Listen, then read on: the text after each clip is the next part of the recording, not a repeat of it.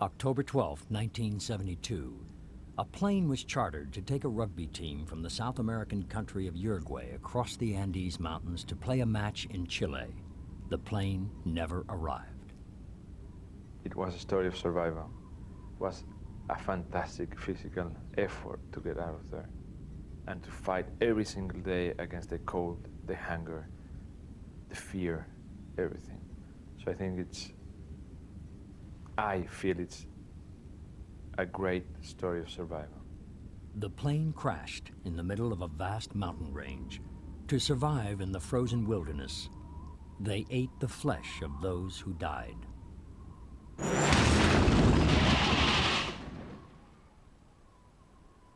It was 72 days before the world discovered there were 16 still alive.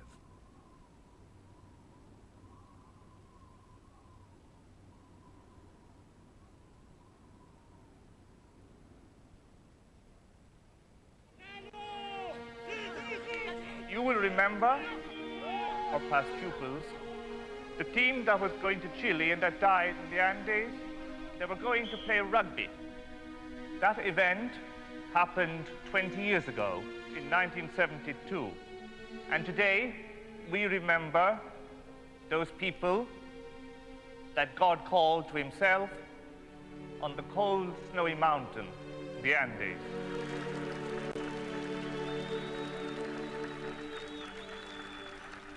The Stella Maris School, led by Irish Catholic brothers, remembers the deaths 20 years ago of its alumni rugby football team and its supporters. The team were going to play a rematch in the neighboring country of Chile. Of the 45 passengers and crew who boarded the plane, only 16 men were to return.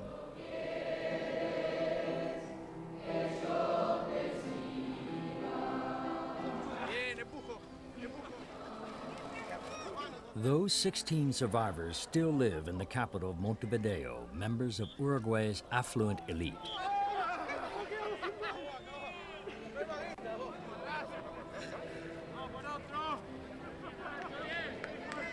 The men have remained close friends, drawn together by their terrible experience in the mountains. 3 or 4 times a year we get together with some of the survivors and some other friends who belonged to the All Christians before, and we played veterans of another teams. But I think we play in slow motion now because we are a little bit heavier and not as fast as we used to be, and I think we lost a lot of hair in the speed we used to have when we played real rugby. Nando Parado was only 19 when he caught the plane for Chile.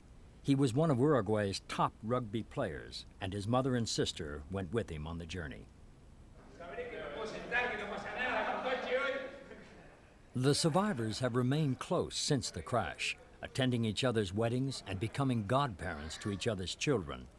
Their relationships aren't always easy. They know each other too well. But Roberto Canessa and Nando have managed to sustain a special friendship. 2.5 months after the plane crashed, they found their way out of the mountains and so saved the lives of the others. On that fateful trip 20 years ago, the boys were looking forward to playing the Chilean team they had successfully beaten the year before. The previous year we went to Chile, we had a very nice time there. So at the end of the rugby season, we decided to make that trip again. Roberto Canessa was a second-year medical student and a keen rugby player. Some of the boys played rugby and some didn't play rugby. But we all came from Catholic schools, and we had to fill the plane, because if we didn't fill the plane, then we had to pay more. So lots of supporters and cousins and parents came on the trip. Eduardo Strauch was traveling with his 3 cousins. They were all supporters of the team. All the boys were shouting and throwing balls around inside the cabin.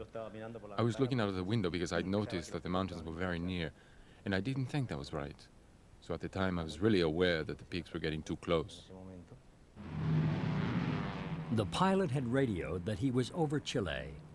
It was a fatal navigational error. Believing he had already crossed the mountains, he asked permission to begin his descent. I just can remember looking to my left and seeing some black rocks very near the edge of the wing of the plane. A few seconds later, 3, 4, 5 seconds later, I could hear the engines pitching up in revs, trying to get some power of those engines, and the front part of the plane lifting up a little bit, and then the moment of impact. That noise that I will never forget, of the air coming in and then the plane sliding and someone screaming, someone praying and grabbing myself to the seat, waiting to see how death was, because the only thing I could look forward is to die. And then the abrupt stop of the plane and all the seats going over my head, and when the plane stopped I thought, well, it's incredible, I'm alive. Is Canessa okay? Yeah, he's up front. Cut, good, okay, one more. 20 years later, the dramatic story of the 16 who survived is being told in a major new motion picture by the acclaimed director Frank Marshall. The film is based on the best-selling book, Alive, which was published the year after their rescue. It makes it much more, you're like this, you can't even really, so we'll be like this. I don't know who saved me. Looking down, yeah. You don't know, you're just looking down and there's 200 feet of crevasse in front of you. So you won't have to, there'll be no acting in this. No When you method look down acting. and you see what's down below you, you'll have no problem.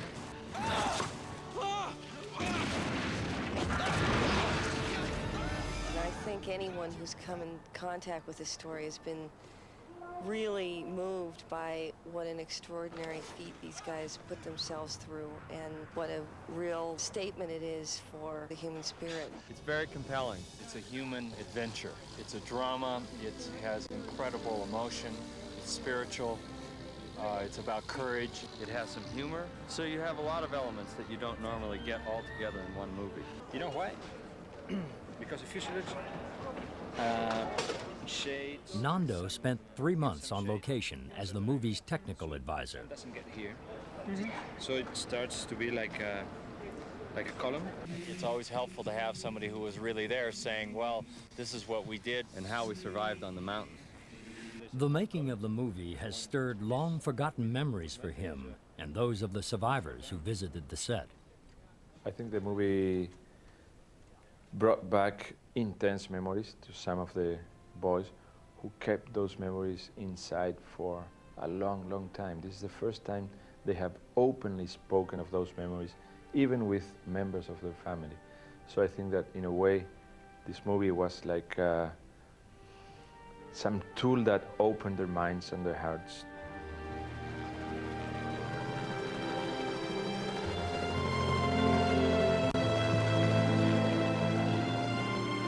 During the filming, Nando took 2 other survivors, Mancho Sabella and Carlitos Paez, to visit the recreated fuselage high on a glacier in the Canadian Rockies. 35 people survived the initial crash, but more were to die in the weeks that followed. Nando tragically lost both his mother and his sister on the mountain. His mother died instantly in the crash.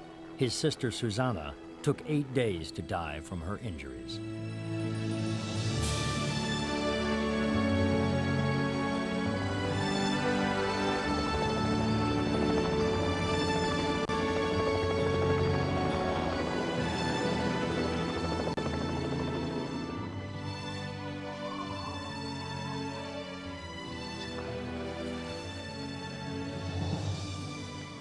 The 3 survivors were joined by actor Bruce Ramsey, who plays Carlitos Paez in the movie.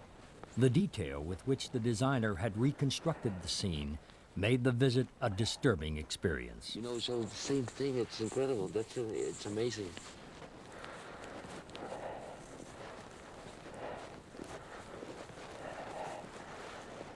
The same thing. It's really the same thing.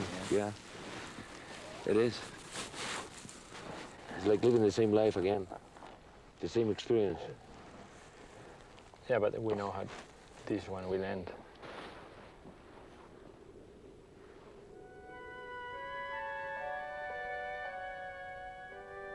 The shattered fuselage of the plane had been their only shelter. A little wine and chocolate, their only food. To survive, they had to make a terrible decision: to eat the bodies of their dead friends.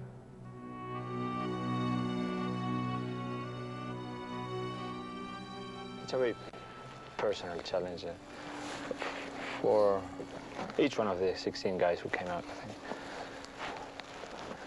And something we can only share with ourselves, no? Because no one knew how we felt or we can feel now. But you know, people defend themselves. They put some, you know, like sacks of sand, you know, on the problem. And now,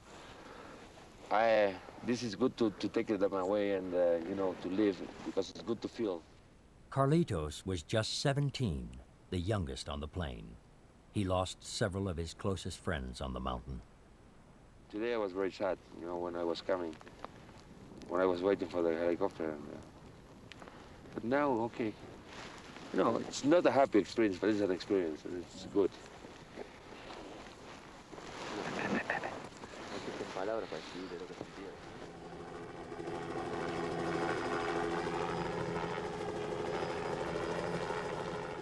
Carlitos Paez. Nothing would have stopped me from coming here. My memories were hidden away, and seeing the fuselage unlocked them. It made me feel anguish and fear and sadness, but it was an experience I had to relive.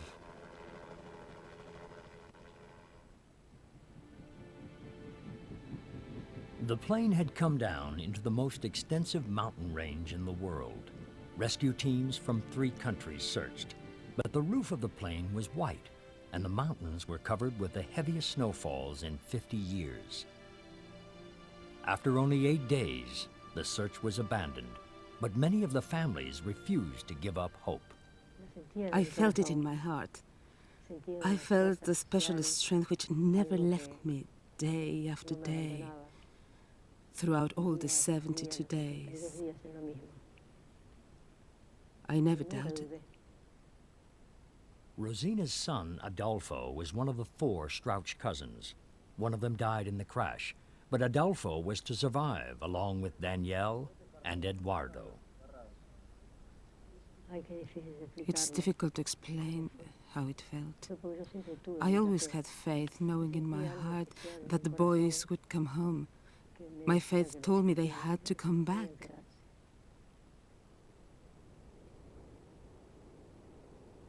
They had crashed at over 11,000 feet. At night, temperatures dropped to 40 degrees below zero. They couldn't survive on just a few bars of chocolate. I turned to the person I trusted most, my cousin Daniel Fernandez, who was sitting next to me. I said, "The most awful thought has come into my head, and I don't know if I dare to say it." I whispered, "I think we're going to have to eat the bodies. Otherwise, we'll never get out of here." I waited to see if he thought I was off my head, but he replied that he had been thinking exactly the same thing. So I said, "Okay."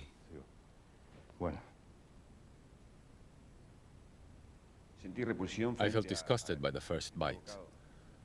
Obviously, I felt repulsion. It wasn't easy. It wasn't like opening the fridge door and taking out a bottle of milk. I was eating a friend. I didn't know who it was, but that was what I was doing. And it wasn't beef. It was human flesh, the human flesh of a friend. It was difficult. I couldn't swallow. Anything I did get down, I threw up again. So it was a waste, not only for me, but for everyone else. It wasn't a mental thing, but a physical rejection. My body rejected it, and I vomited. I can't explain why. I had to say to myself, "Don't be stupid. Eat or else you'll die." After the accident, you felt you had a duty to survive, because the accident was like a miracle. Despite everything that had happened, you were still alive. So if we decided not to eat, we would have been turning our backs on the miracle. It's all difficult. First thinking about it, then saying we are going to do it, And I just said, well, if this is the way, this is the way. And I thought of my mother and my family and everyone. I said, I have to do it for other people. For 20 years, the survivors have had to live with the consequences of their decision. Roberto, as a young medical student, knew that the protein in the corpses would help his friends survive. His knowledge helped persuade the others to break the taboo against eating human flesh. He's now a surgeon specializing in children's heart cases. He has recently announced he will be running for the presidency of Uruguay. Laura and Roberto Canessa are now married with 3 children. In 1972, she was Roberto's girlfriend. When the news broke that the plane had disappeared, she went to their local church to share her grief with other friends and relatives of the missing passengers. I remember the first day that we went to the church in Carrasco, all full of people because we were all friends there. Everyone, every family in the place had or the cousin or the son or the boyfriend or the friend. We all have somebody for whom to cry, so that we didn't have even place where to stand in the church that first day. Laura and Roberto still live near the other survivors in the same quiet suburb of Carrasco where they all grew up. It's a close-knit community which has been forever marked by the tragedy. The families of the dead still live on the same streets as those who survived. They attend the same churches. Their children go to the same schools. To tell you the truth, living in Carrasco is painful because we always have to pay for the past. We have to watch what we say. Everyone is related. Survivors and the families of those who died, we're all related. It's a very small community, and we often have to be careful not to remind the mothers of the dead of their loss.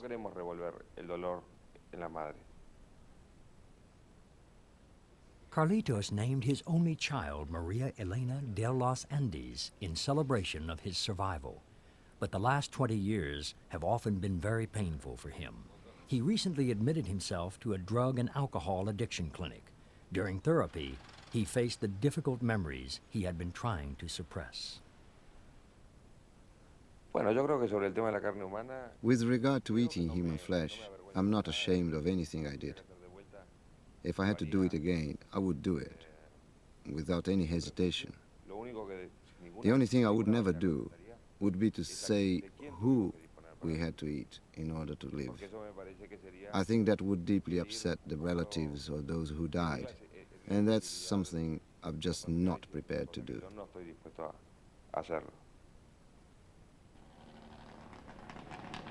In Carrasco, our own neighborhood, people haven't talked to me about eating human flesh in 20 years. To me personally, nobody has ever asked me in this neighborhood about eating human flesh in 20 years. I have been asked all over the world, except in my own neighborhood. They knew everybody who was involved in the story, and maybe they don't want to know what happened.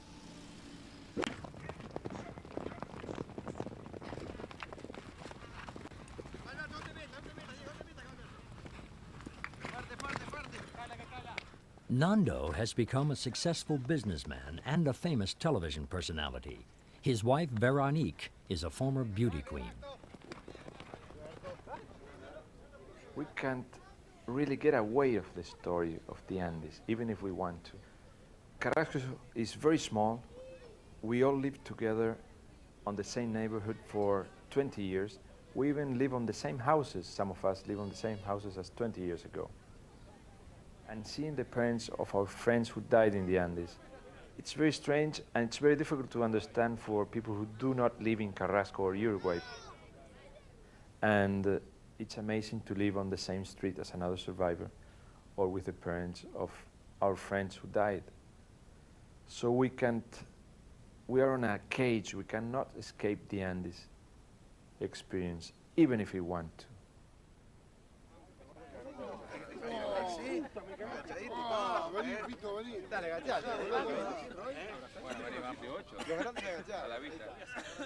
It's a brotherhood.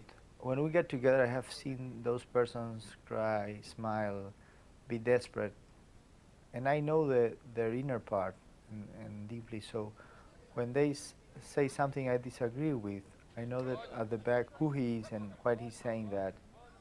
The group selected Roberto and Nando to attempt the unimaginable climb out of the crash site, over the Andes, and into Chile. I knew I had to get out of there. I had my own personal reasons in a way. My mother and my sister were in the plane as passengers and they were killed. I had to go back. I knew my father was feeling very bad at home. I was alive. I knew I had to do anything I could, anything that was humanly possible to get out of that place and tell him that I was alive. All the team, all the boys worked together to create all the solutions and all the possibilities to get out. Dressed in light clothing, with their feet protected only by plastic bags and football boots, the boys climbed some of the highest mountains in the Andes. After 10 days, they finally made it.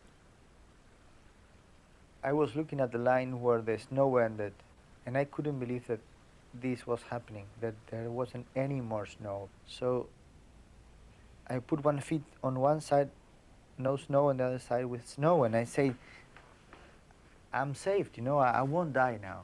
I'll have to get my friends out, but this is the line of life and death.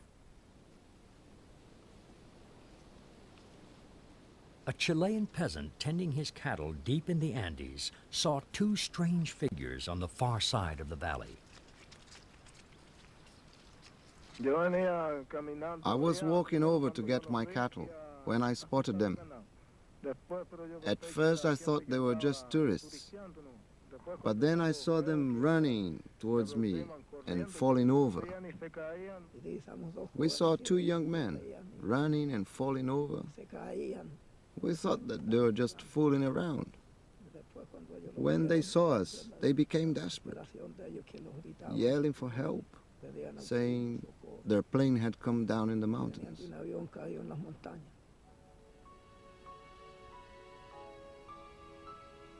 How difficult it was to get out. Only really two people in the world know it, and that's Roberto Canessa and myself. And I don't have the words in my vocabulary to explain you every single moment of difficulty and terror and fear that we went through those 10 days to get out of there. But we made it, and now it's easy to talk about it, and it was not impossible. It was humanly possible, but it was very, very, very difficult.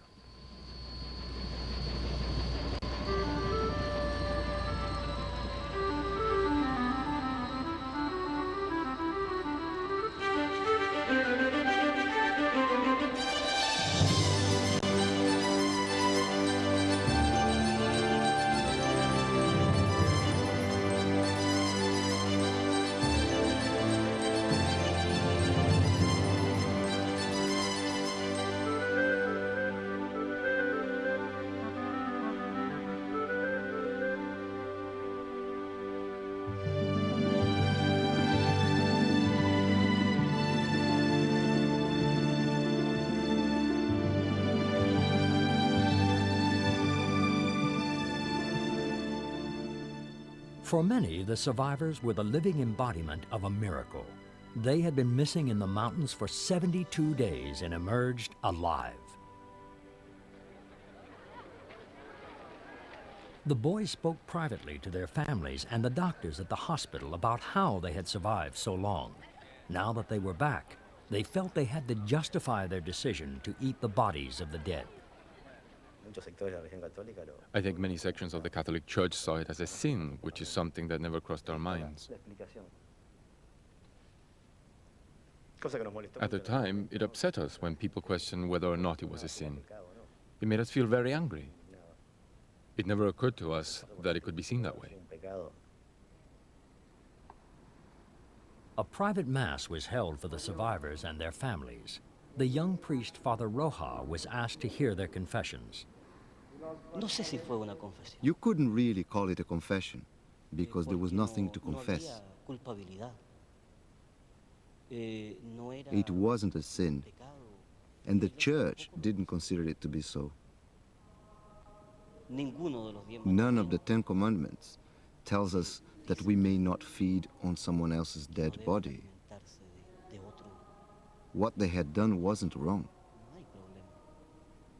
The bishop supported that decision. También el obispo de Rancagua. Él me decía, mira, He told me esto es como it's like a transfusion, putting the blood of one person into another so that they can live. It's something that isn't just permitted, it's a duty. The important thing is to go on living. Alvaro Mangino was studying to enter university. For many years, he was haunted by what he'd had to do. To start with, I felt embarrassed, as though I was hiding something, as if I was ashamed of what I'd done. Although everyone said that it was all right. My friends, my wife, the priest I confessed to, and the doctors. But deep inside, I'd had this feeling of guilt, which took me many years to get rid of, to get out of my system. Also, nobody ever judged me for what I had done. I was the one who was judging myself. Then little by little, I slowly freed myself of it, until the day came when I realized that it didn't make sense to be ashamed, that what we'd done was both natural and rational, and that I would do it again if I had to. The survivors returned to Uruguay as national heroes. Not since their World Championship soccer victory in 1950 had the country found so much reason to celebrate. But the stories of cannibalism were beginning to leak out. A Chilean newspaper had published a front-page picture of 2 half-eaten human legs lying in the snow beside the plane. The international press were demanding answers. The survivors were all Roman Catholics. On the mountain, some of them had found comfort in the idea that in eating their friends' bodies, they were sharing in a kind of mystic communion. Pancho Delgado was a law student. The survivors chose him to put their case to the press.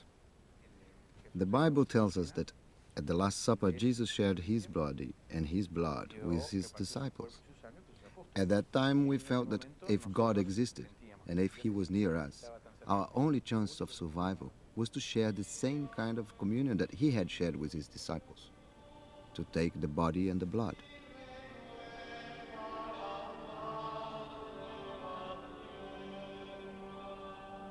It was the will of God and the will of everyone in the group. We also made a pact that if anyone died, the others could use his body in order to survive.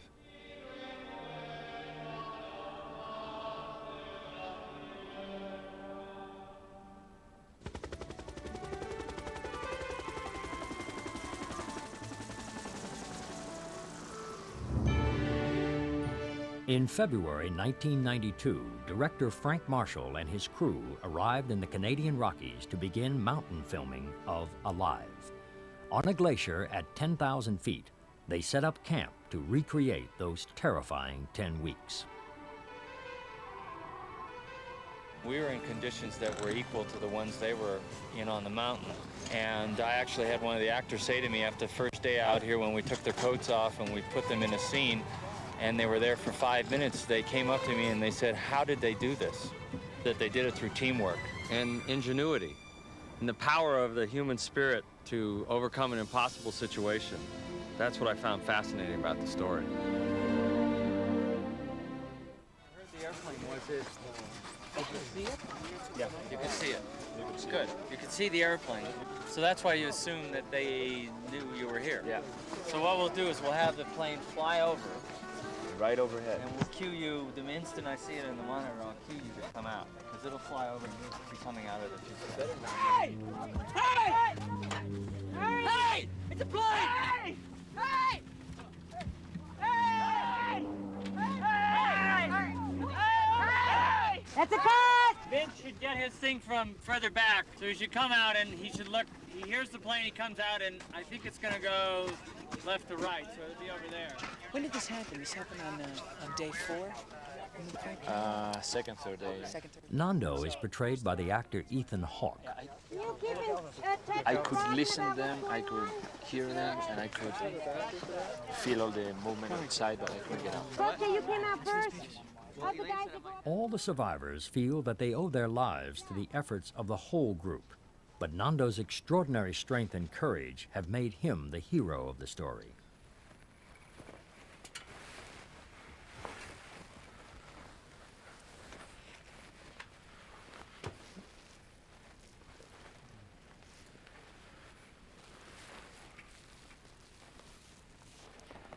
Well, this is what was left of the plane after the crash.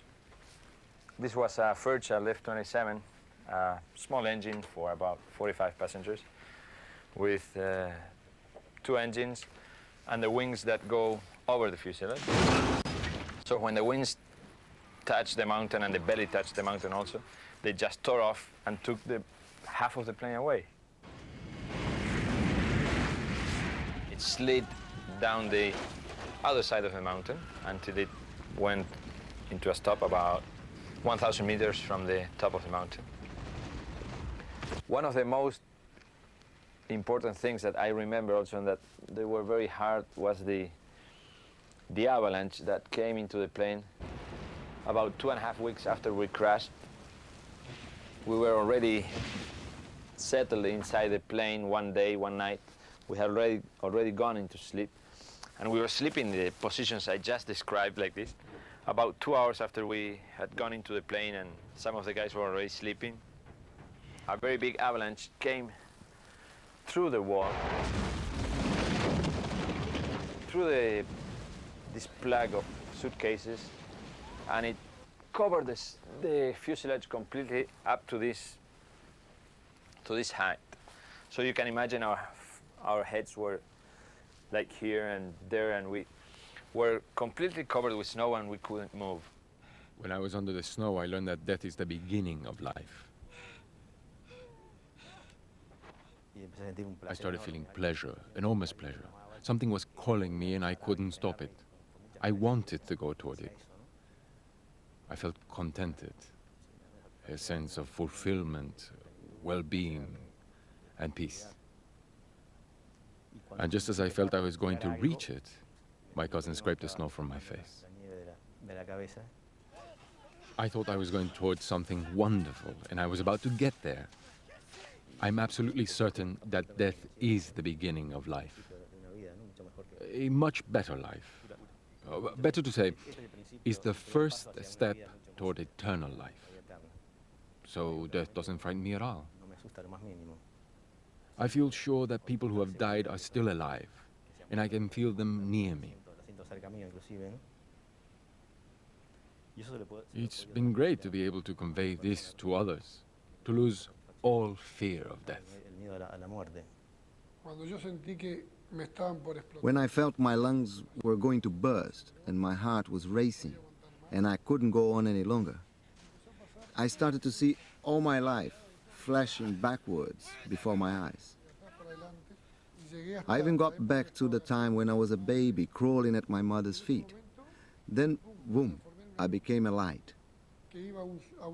A light that was going towards a much larger light, an orange light, like a neon light in which all kinds of light converged.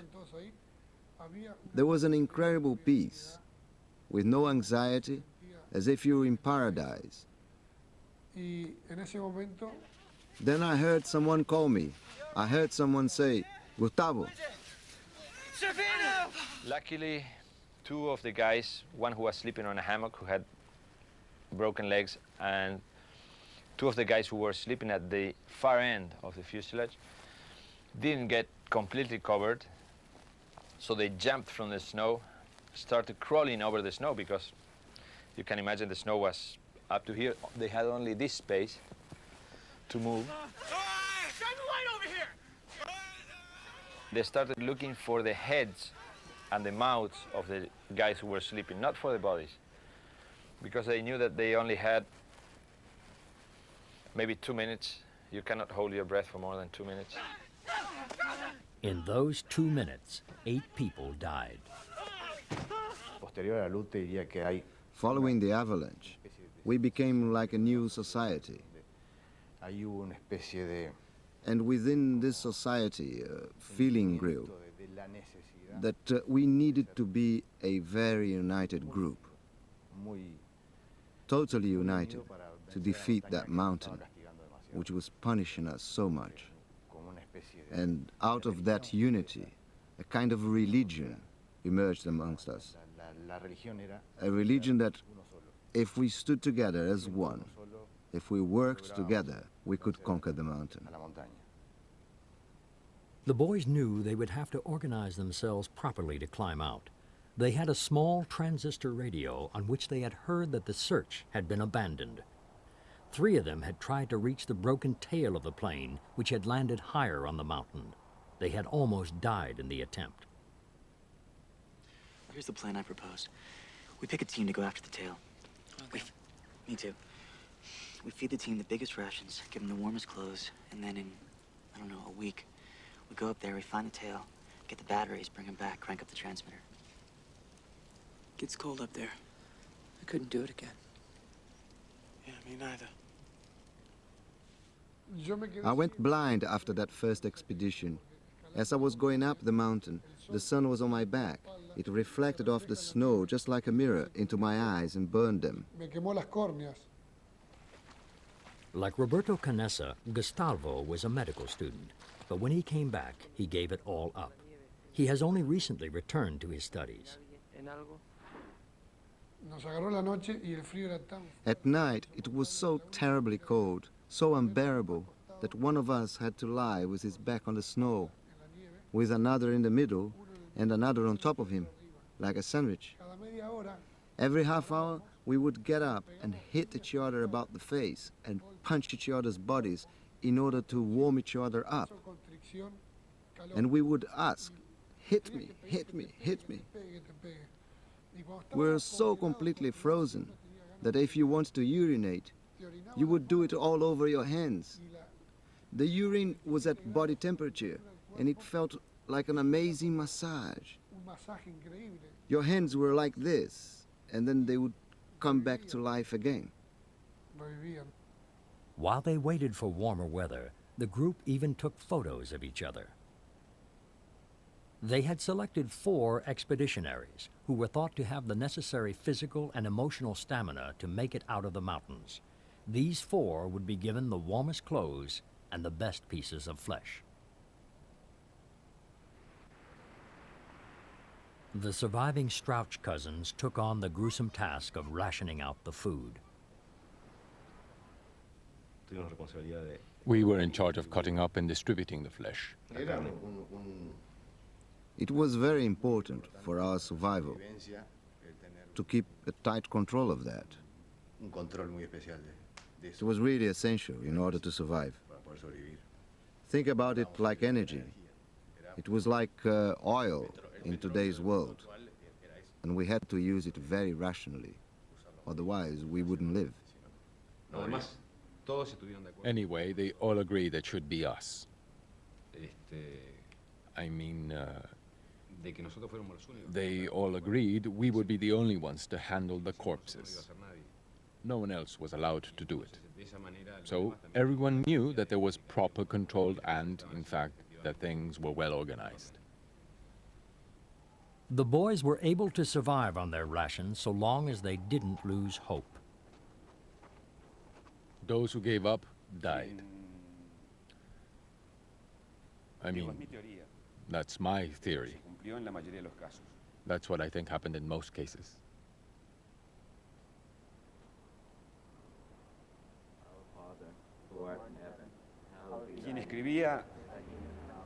I knew those who wrote letters would never deliver them personally, even though they tried to convince themselves they would. I never wrote a letter because I was always sure I'd get out. But all around me, I saw people who one day were fine, and the next were completely overwhelmed and defeated by the immensity of it all. And no matter what you said to them, they started to deteriorate and eventually died.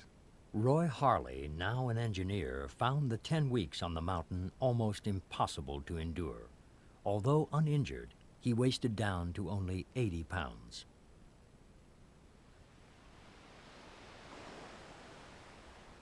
I suffered a lot. I was really badly affected by the experience. I admit I was a very sensitive person. I found it very painful. I felt everything more acutely than the others. That meant that when you got to a certain stage, you started to give up. And then you started to fall apart physically. Pero si bien el frío. Although I found it very hard to deal with the cold and the hunger and death, something that affected me even more was the feeling that time was passing. We saw day after day after day go by, and our friends dying, and no one came to find us. The turning point was when the third month came and we realized that we were still stuck on that mountain. That began to destroy us.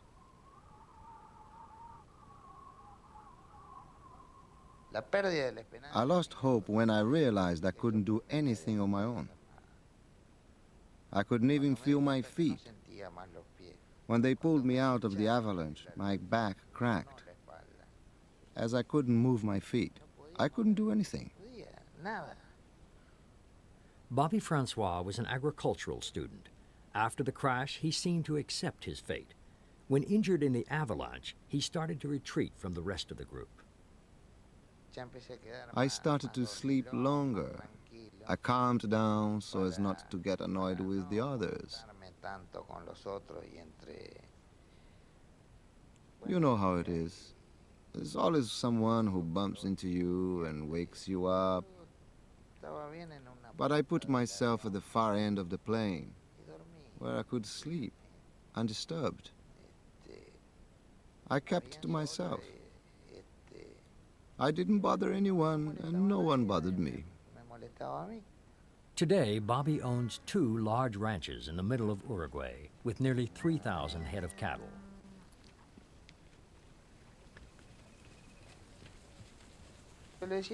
I would say, okay, just leave me alone.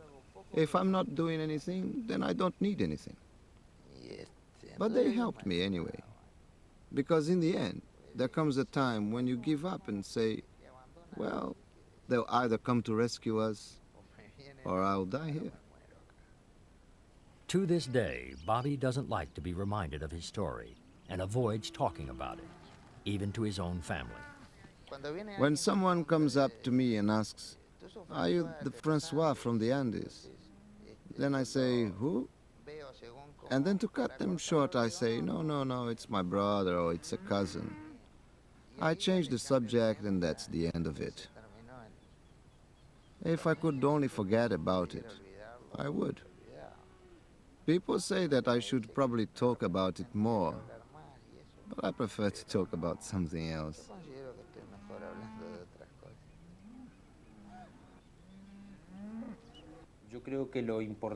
The most important thing that came out of our experience were the feelings that we live through every day. The friends, the arguments, to have a fight, and then to give each other a hug. Just having to live as a very close-knit group. You could say we all had the same sense of survival and of friendship.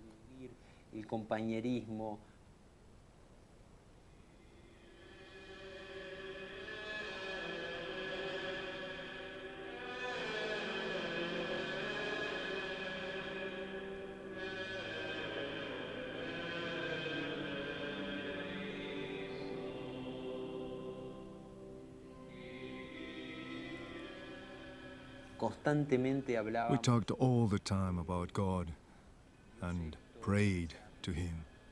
We felt there must be a reason for our suffering, that He was asking something of us. We talked very intensely. We were very, very united, as though we actually felt him near us.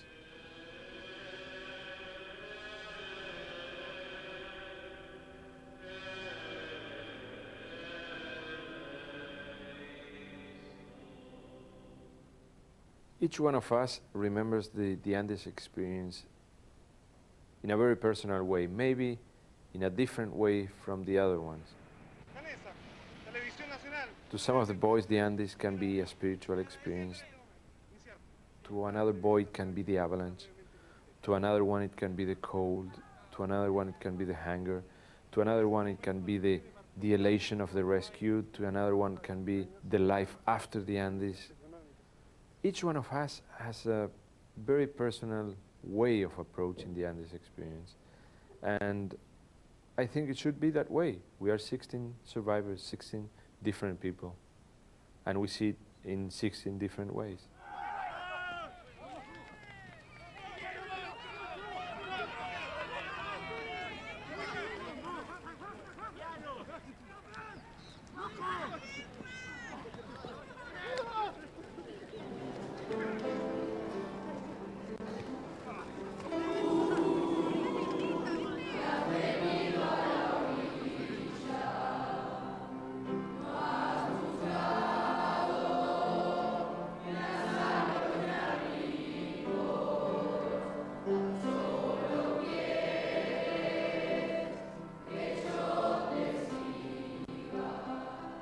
They see me as a hero, they call me a hero, but I deeply inside, and I know it, I'm not a hero. I didn't want to be on that crash. I didn't want to spend 72 of the most terrible days of my life in that place. I didn't want to feel the way I felt. I didn't want to lose my mother. I didn't want to lose my sister. I didn't want to lose my friends. I didn't want to be a hero. I didn't know a book was going to be written. I didn't know a movie was going to be made. I just wanted to get out of there. If that's being a hero, I can't be called a hero. I don't want to be called a hero. I just wanted to live.